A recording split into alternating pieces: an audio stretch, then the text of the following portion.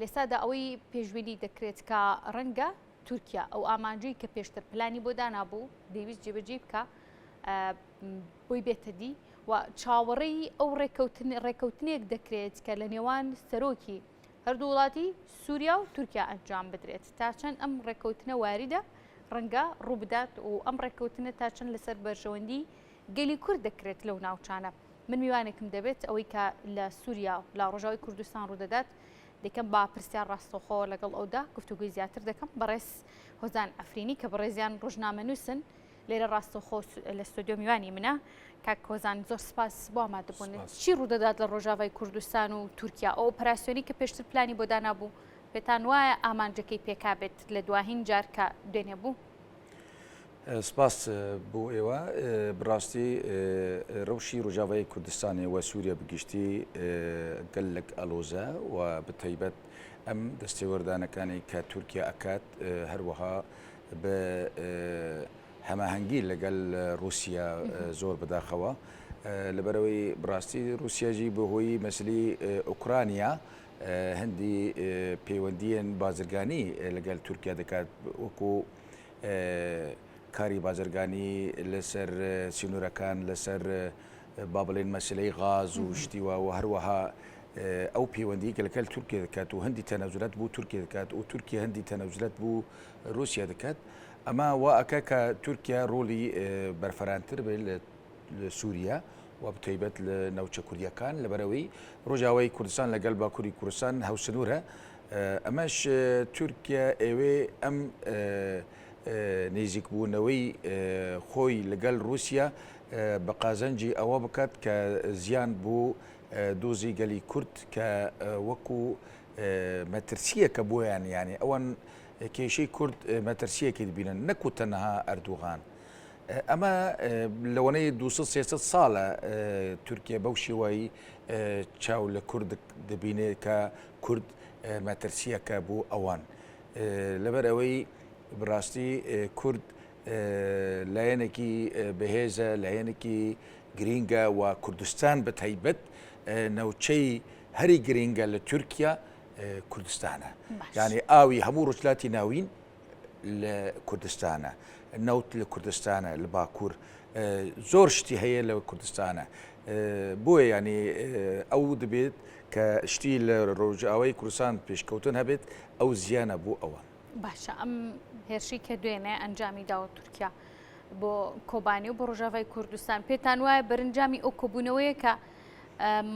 دەکرێت بڵین لە ماوەی ڕابردوودا لە ئێران لەگەڵ سەرکردی وڵاتی ئێران و رووسیا کۆبەوە پێتان وایە پشتیوانی ئێرانیشی بەس لە رووسیا کرد کە بە پشتیوانیەوە پێتان وایە پشتیوانی ئێرانیشی وەرگرتە بێ بۆ هێرشێکی لەم جۆرە؟ لێرە شتەکەیە ئەو کۆبوونەوەی سێقۆلی کە لە ئێران لە تەهران بوو لە نێوان تورکیا و رووسیا و ئیران ئەوە لەوێ ئیران بە ئاشکەرەی ئەو کاتە لە ڕاگەاندەکان ناڕەزایی خۆی دەربڕی و ڕازی نەبوو ئەوە بە گوێرەی ئیعلام. بەڵام لەم دووەیە ئەو کۆبوونەوەی دووقۆلی لە نێوان ئەردوغان و پوتین دوای ئەوە ئالۆزیەکان ڕوودا و ئەردوغان جارێکی دیکە بە شێوەیەکی بەهێز خۆی ئامادە دەکات کەواتە لەوانەی لێرە وەکو چاودێرانانی سیاسیش وا ئەڵێن ئەم کۆبوونەوەی دوای ئەوەی دووقۆلی لە نێوان پوتین و ئەردوغان جیاوازتر بوو لە ئەوەی کە سێقۆلی لە ئیران بوو چونکە رووسیا هەندی شت دەکە بەبێ ئیران. ئەوەی کە رووسیا سەرەتا بە ئیران کردی وەلە تەهران بوو رووسیا بڕاستی ئەوژی هەوڵ دەدا لە بەرامبەری ئەمریکا هەندی کاغەز بەکاربێنێ. ئەو کاغەزی بەکاربێنێ چییە؟ یەکەم ئیران دووەم تورکیا حەز دەکەی هەم لە ئیران سوود وەرگری و هەم لە تورکیا سوود وەرگری. ئەم سوود وەرگرتنە زۆر جار بەرژەوەندیەکانی لەسەر بنەمای بەرژەوەندیەکانی کورد نییە؟ خۆ طبعاً لە دژی کوردە لە دژی بەرژەوەندی کوردە ینی ئەوەی کە رووسیا ئەکات نەل بەرژەوەندی کوردە لە دژی بەرژەوەندی کوردە بوو لەبەر ئەوەی کە هەر هەنگاوک تورکیا ئەێنێ بۆ ڕۆژاوای کوردستان مەترسیەکە بڕاستی یعنی ئەوەی کە تورکیا دەیەوێت لە ڕۆژاوای کوردستان و لە باکووری سووریا ئەوێ ئەو دەستکەوتنەکانی گەلی کورد بچەوسێنێ و لەنەو ببێت ئەگەر ئەوا بوو ئەو کاتە بوو دۆزی کورد هەموو مەترسیە بوو لەبەرەوەی ڕۆژاوای کوردستان وەکو هەنەسەیەکە بوو بەشەکانی دیکەی کوردستان باش ئەوە زانیمان کە لە باکووری کوردستان باس لێەوە کردکە خاکی باکووری کوردستان کە کوردی لێ نیشتێجێ خاکێکی گرنگە لە ڕووی سەرچاوی ئاوە لە ڕۆژاوای کوردستان ئەم خاکە چ گرنگیکی هەیە بۆ تورکیا ئێوە چه ئامانجێک بەدی بێنێ لەو سنوورەیە لە ڕۆژاوای کوردستان کەهرەبەی هەموو سووریا لە ڕۆژاوای کوردستانە لەژێر دەسەڵاتی ئیدارەی زاتیە کارەبە ئاو بە هەمان شێوە چی بەنداو هەنا بەنداوی تشرین بەنداوی فرات و ئەو بەنداوی دیکە هەموو لەژێر دەستی کوردن هەروەها کشتتوکاڵی هەموو لەژێر دەستی کووردە نەوت غاز لە سەداش هەفتا و پێنج لەژێر دەستی کووردە باشە ئەم شتە گرنگانی کە تۆ باسی لێەوە دەکەی کاریگەری هەیە بۆ وڵاتانی دیکەش چۆن ڕێگەت بە تورکیا دەدرێت ئەم سەرچاوە گرنگیانە هێندە بە ئاسانی بچێتە بەردەستی حکوومەتی سووریا هەڵوێستی چیە بەرامبەر بەمە حکوومەتی سووریا لە ڕاستیەکە نەمەوە حکوومەتی سووریا یعنی ئیران و رووسایە ئیران و رووسیا ئێستا ئەو بوو نمونە بۆچی کوبنەوەی سێقۆلی لە تەهران کرا تەنها لە نێوان رووسیا و ئیران و تورکیا بوو لەبەرەوەی حکوومەتی سووریا نەمەوە لەبەرەوەی ئیران و رووسیا وەکو ئەوە بە ناوی سووریا قسەکەن ئەوە ڕاستیەکە بەڵام لێرە رووسیا شت دکات حەزەکەی وردە وردە ئیران بدە لایەنێک کە لاواز بکەیت بوو خۆی ببێ بە هەموو شتێک لەگەڵ تورکیا و لەگەڵ ناتۆ بازرگانیەکی باش بکات ئەوەشی کە ڕۆژئاوای کوردستان و سووریا دابش بکرد لە نێوە خۆی و ئەمریکا بۆیانە چێتە سەرم بابەتە بڕواناکەم بوو لەبەرەوەی سووریا هەوسنووری ئیسرائیلە ئیسرائیل بەهێزە ئیسرائیل بزانە بێ ئەو جەموجۆڵەی رووسیا لە بەرژوەندی پاراستنی ئیسرائیل نەبێت ئیسرائیل ڕازی نابێت ئیسرائیل کەی لە پشتە بێت بۆ ئەوەی کە ڕازی نەبێت و هەڵوێستی برێتانیا دایکی ئیسرائیلە برێتانیا دایکی ئیسرائیلە و دایکی هەموو جیهانە لە ڕووی سیاسیەوە ئێستا ئەوەی دنیا جیهان بڕێوە دەبێ برێتانیایە ئەمریکا عسکەریە و ئابوووریە ئەمریکاش بە هەمان شێوە خۆمان دەزانن ئەمریکاش هەر پەروەردەی برێتانیایە و حتى زمانی ئینگلیزی زمانی برێتانیە یعنی زۆر کەسایە برێتانیا بچووک دەزانن و نییە برێتانیا تا ئێستا 33 وڵات کۆمەنۆرەسن لەگەڵ برێتانیا لەژێر دەستی برێتانیانە برێتانیا هەموو دنیا لەژێر دەستی برێتانیا و تا ئێستش برێتانیا کە بچە بوو ئەوەی شاهین برێتانیا هەموو دنیا ئەچێ سەرۆکەکان هەموو دەستیان ماچ دەکەن یعنی بۆیە ینی ئەمڕۆ من ئەڵێم ئیسرائیل بەهێزی برێتانیا و بەهێزی لوبی زەیونی جیهانی ئیسرائیل بقوتە کەواتە ئەم هێرشانی کە تورکیا ئەنجامی دەدات پێشبینی دەکرێت لە ڕۆژانی داهاتوودا هەڵوێستی هەرێک لە ئیسرائیل بەریتانیا ئەمریکایش گەرباسی لێەوە بکرێت بە حکومەوەی کە رووسیا یەکێکە لە منافسە سەرسەختەکانی ئەمریکا دەنگیان هەبێت لەسەر ئەم هێرشانی تورکیا و ڕێگە نەدەن بە فراوانخوازی بکەی دوور نییە چونکە من حەز دەکەم شتێکی پێ بڵێم چەند ساڵ لەموبەر کۆبوونەوەیەکی سێقۆلی لە نیوان ئەمریکا ئیسرائیل و برێتانیا لە ئیسرائیل بوت ئەو کۆبوونەوەیە ئەوە چارەنووس بوو ڕۆژلاتی ناوین یعنی ئێستا کاتی خۆ برێتانیا دوور بوو برێتانیا بەهێزی خۆی دەهات بەڵام ئێستا ئیسرائیل هەیە پێویست ناکات ئیسرائیل هەیە و جگەلەوە تورکیا گەل ئیسرائیل هەوپەیمانی عسکەری هەیە تورکیا لەگەڵ ئیسرائیل بازرگانی دەکات ئیشی بازرگانی هەیە ئیشی عسکەری هەیە یعنی ئێستا ئیسرائیل بوو بە شتێکی زۆر گرنگ لە ناوچە و عەرەبەکانیش هەموو تەسلیمی ئیسرائیل بوون خۆتە نەگادارن هەموو وڵاتی عەرەبی ئێستا هەمیان لەگەڵ ئیسرائیل وردە پەیوەندی دەکەن بۆیە یعنی ئەم پەیوەندیە وڵاتی عەرەبی لەگەڵ ئیسرائیل وەکو شەرعیەتەکە کە ئیسرائیل لە ناوچە ئیدی کار بکە ئیش بکە و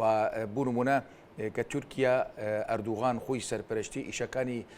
سونەکان دەکرد و ئێستا خۆی بووە دەزانێ و خۆتان زانن سەرۆکی ئیسرائیل هات بۆ تورکیا ئەردوغان ئەیگوت ئێمە دۆستی دیرینی یەکترن ینی ئەمەش واقعک ڕاست وایە ینی باش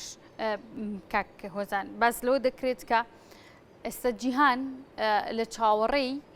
پەیوەندی و تەلەفۆنی و نزیکبوونەوەی هەرێک لە سەرکردەی وڵاتی تورکیا ئەردۆغان و هەروەها بەشار ئەسەدان بۆ ڕێکەوتنێک بۆ سازانێک لەسەر ئەم پرسەی کە هەیە لەسەر خاکی کورد پێتان وایە نزیکبوونەوە لە نێوان ئەم دوو وڵاتەیە بکرێت لەسەر بەرژەوەندیەکانی کورد لە ڕۆژاوای کوردستان بڕاستی حەزەکەم شتێکی پێ بڵێم تا ئێستا پەیوەندی بەشار ئەسەد و ئەردوغان تێک نەچوونە لە کۆنەوە تێک نەچوونە ئەگەر تێک بچوونە بۆچی تا ئێستا بالیزخانەی سووریا لە تورکیا وەیە تورکیا لە سووریا بۆچی ینی ئەوە تێک نەچوونە بالعکس بە پێچەوانەی ئەوەیە بەڕاستی ئەمانە پەیوەندیان هەیە بەڵام سیاسەتی خۆیان وا نیشانکردن بۆ ئەوەی کە ئەساسەن یعنی ئەردوغان و ئەسد هەر لەگەڵ یەکن ئەوەن معارەزە هێنان بۆ لای خۆیان ینی بەشار ئەسد گوتی معارەزە تەسلیمی تۆ ئەردوغان معارەزە بەکارهێنا بۆ بەرژەوەندی خۆی لەگەڵ ئەوروپا نرد بۆ ئەوروپا وەکو پەنەبەر و ئەوە هەڕەشە لە ئەوروپا دەکرد و هەڕەشە لەوێ دەکرد یعنی ئەساسەن ئەردوغان لەگەڵ ئەسد هەر هەوڕەیە ینی لە کۆنەوە هەوڕەیە ئەم هاوڕێتیە ئەبێتە هۆی لە دایکبوون و دروستبوونی ڕێککەوتنێک لە بەرژەوەندی خاکی کوردستان لە ڕۆژاوا بەڵێ بەڵێ بەڵێ ئەوە بوو نمونە سووریا چەند تورکیا ئێستا سووریا عەفرین یا تورکیا سووریا یا تورکیا سووریا و رووسیا عەفرین پێشکەش بە تورکیا کردن بوو لە دوایی کە کەرکووک ڕۆشت لە هەریمی کوردستان دابرا عەفرینیش لە ڕۆژاوای کوردستان دابرا دوو شاری گرنگی کورد دوو شاری گرنگی کورد کەرکووک وەکو ناوەندێکی ئابووری کوردیە و بوو کوردستان هەروەها عەفرین هەنەسە بوو بۆ ئەوروپا و بوو دەریای سپی و هەوسنووری ئیسرائیلە یعنی ئەمە عەفرین گرنگترین شاری کوردی کوردستانیە و پێت ئەڵێم عەفرینیش ئەوش بە ڕازەمەندی ئیسرائیل بوو ئەگەر ئیسرائیل رازی نەبا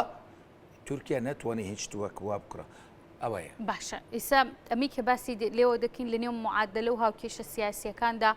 کۆی وڵاتان لە خاڵێکدا بەرژەوەندیان لەگەڵ یەکەیە لە خاڵێکدا دۆستایەتی یەکەکەن دۆستی کورد لەم نێوەندەیە کێیە دەشێت کورد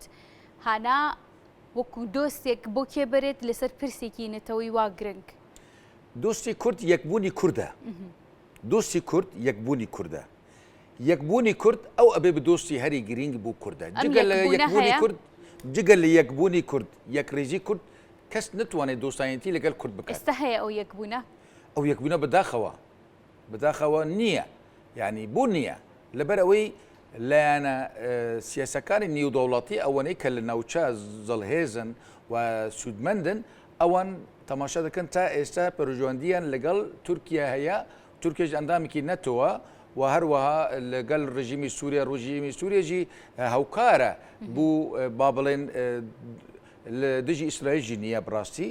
ڕژیمی سووریا بە هەمان شێوە سووریا ناوچەیەکی گرینگە بۆیە ئەوان تەماشا دەکەن حەز ناکەن ئەمن و ئەولەهی ناوچەکە تێک بچێت بەهۆی مەسەلەی کوردەوە ئەوان بە چاوکی بچووک تەماشای مەسەلەی کورد دەکەن ڕاستە ئێمە لە خۆمان ئێمە ئەڵێن مە گەورەنەوە و کورد گرینگە و ئێمەوە ئەڵێن ڕاستی وایە ئێمەوە گرینگن بەڵام لەبەر دەم عالم ئێمە گرنگ نابینن بوو لەبەر ئەوەی تا ئێستا ئێمە یەکڕێز نین و کنگرەیەکی نیشتیمانی خۆمان نییە وەکو جەنوبی ئەفریقیا کاتی خۆ وەکو فلەستین کە چوون بوو ناو شوونی UN ئێمە نونەرمان لە UN هەیە نییە لە هەریمی کوردستان ئەوەندە شەهیدمان زیاتر لە 39 کەس بە بۆمبی تورکیا شەهید بوو عالم قسەی نەکرد چەند خەڵکی عێراق لە زاخۆ شەهید بوون یەکسەر ئەنجومەنی ئەولەهی نێودەوڵەتی کۆبنەوەیان کردن کەواتە عێراق هەرچەند عێراق لاواز بێت بەس خاوەنی خۆی هەیە شەرعیەتی هەیە بەڵام ئێمە کورد هەریمی کوردستان هەیە و ڕۆژ ئەوەش هەیە بەڵام شەرعیەتمان نییە لە ناو UN تا ئێستا UN نوێنەری کورد لە ناو خۆیدا قبول نەکردووە بەداخەوە ینی ئەوش ئەبێ چی بێ کورد یەکڕێز بێ یەکڕێز بێ نوێنەرێکی خۆیان دەستیشان بکەن یعنی بوو نمونە بڕاستیش ڕۆژاوای کوردستان و هەریمی کوردستان ئەتوانن شتێکی وا بکەن ئەتوانن نوێنەرێکی خۆیان دەستیشان بکەن و لە UN پێشنیار بکەن ئەو کاتە UN قبول بکە بەڵام تا ئێستا ئەو شتان نییە بەداخەوە باش کاک هۆزان دەمەوێت بزانم لە دوای ئەم هەنگاوی تورکیا هێرشەکانی بۆ ڕۆژاوای کوردستان باسە لە گرنگترین ناوچەی کوردی کرد لە ڕۆژاواکەویش ئەفرین بوو ڕەوشی ئەو شارە کوردیانە چی بەسەر دێت هێزە کوردیەکان کە لەوێ حکومڕانی ناوچە کوردیەکان دەکەن توانای بەرگریکردنیان هەیە گەوەی کە لە 2010 ڕوویان نزیکەی 58 ڕۆژ بەرگریان کرد بالڕاستی ئێستا لە عفرین خۆ طبعا سیاسەتی گوهۆرتنی دیموگرافیک یعنی تغییری دیموگرافی هەیە گوهرتنی دیموگرافیک یعنی کورد دەدخینن عرب و تورکمان دەکەن جێگەی ئەوەن ئێستا هەژمارەی لە عفرین 1 ملیۆن کورد هەبوو لە سەدا 98 و نیو کورد بوو ئێستا لە سەدا 40 نەماوە کورد هەموو دەریان کردووە و کورد لە دەروایە کاتە سیاسەتی بە عربکردن بەڵێ بە عربکردن و بە تورکمانکردن لە عفرین چونکە عفرین وتم گرینگە جیۆپۆلیتیکێکی زۆر گرینگە بۆیە ئەوێن عفرین بیگۆڕن وەکو کاتی خۆ سەدام حوسێن لە کەرکوک تعریبی کرد سیاسەتی تعریبی کرد بەڵام هەر سەر نەگرت لە عفرینژی پێم وایە سەر ناگرێت بەڵام ئەبێی کورد یەکڕێز بێ بوو ئەو ناوچانە کە خاوەنداری لێ بکات ئێستا بوو نمونە گریسپی و سەرێکانی ئەوش لەژێر دەستی تورکیانە و لەژێر چاودێری ئەو گروپە چەتەکان کە ڕۆژانە بەڕاستی کاری نەجور لە دژی گەلی کورد ئەنجام دەدرن بەداخەوە ئەمەژی لەبەر چاوی هەموو دنیاە زۆر بەداخەوە بەڵام پێم وایە ئەو ناوچانەی کە ئێستا لەژێر دەستی تورکیانە ئەگەر پەیوەندی تورکیا و ڕژیمی سووریا ئێستا ئاشکارا ببن ینی خۆ شارەوە بوون بەس ئێستا ئاشکارا ببن پێم وایە لەوەنەی هەندی شت بکەن ینی ئەوەشی چییە لەوەنەی هەندی سیاست بکەن ینی بە سووریا بڵێن ئاوە سەرێکانی بەشک بۆ تۆ ئەوە گریسپی ئەوە عفرین بەشک بۆ تۆ بەڵام بەشەکانی دیکەش خۆمان ینی عفرین بوون منە ئەوان فکر دەکەن حوت ناحیە عفرین بەر سنوور هەیە بۆ خۆیان مێژوو خۆی دووبارە کاتەوە هەمان شتی سایکس بیکۆ و لۆزان ڕووباتەوە ئەوان وە فکر دەکەن کە لە 100 ساڵی لۆزان سوود وەرگرن سنوور بیگۆڕن بگوێرەی خۆیان یعنی تورکیا ئێستا تورکیا چاوەڕانی ئەوە دەکات نەتەنها عفرین ئەدلێبش و تا لە هەرمی کوردستان هەندی ناوچەیەک لەژێر دەستی خۆی ئەو بکە بە شەرعی خۆی یعنی تا مووسڵجی فکری خۆیان دەکەن کە بێ خۆیان بن ینی ئەمە ئەبێ لایەنی کوردی لەم ساڵێک ماوە زۆر نەماوە لایەنی کوردی هەوڵ بدە لەم یەک ساڵادا کە 100 ساڵی لۆزان نزیک بووتەوە یەک بگرن ینی بڕاستیژی کورد ینی دژمنی یەک نییە کورد برای یەکن کورد ئەوەن ئێستا پارتیە یەکیتیە پەکەکەیە ئیسلامینە با بڵێن پەیەدە بێ با بڵێن حیزبەکانی دیکە بێ هەمیان بڕاستی کوردن ینی ئەتوانن شتێکی بکەن ئەتوانن لە یەکتر دانیشن ینی وەکو چۆن ئێستا بڕێز سەرۆک بابڵ لە بەغا چی ئیشی دەکە ئیشێکی جوان دەکە بوون منە بۆ ئەوەی کە تۆزێکی ئەوان بەر یەکتر بێنێن وەکو سەرۆک مام جەلال چۆن شتی وا دەکرد ئێستا سیاسەتی حاکیمێنای مام جەلال پێویستە بەڕاستی لە نەو لایەنەکانی کوردی و کوردستانی بۆ ئەوەی کە بەر بە یەک بێن بتوانە بن ماڵی کورد یەک بکەن یەکڕێزی ماڵی کورد زۆر گرینگە ئەمەژی پێم وایە لایەنەکانی کوردی ئەگەر نزیک یەک ببن و لەسەر ئەساسی پەیوەندیەکانی دیبلۆماسی و چەپکەگوڵی سەرۆک مام جەلال بێت بەڕێز هۆزان ئەفرینی کە بەڕێزیان ڕۆژنامە نووس بوون ڕاستەخۆ لێرە لە ستۆدیۆ میوانی ئێمە بوون زۆر سپاس بۆ ئامادەبوونت ماندوو نەبی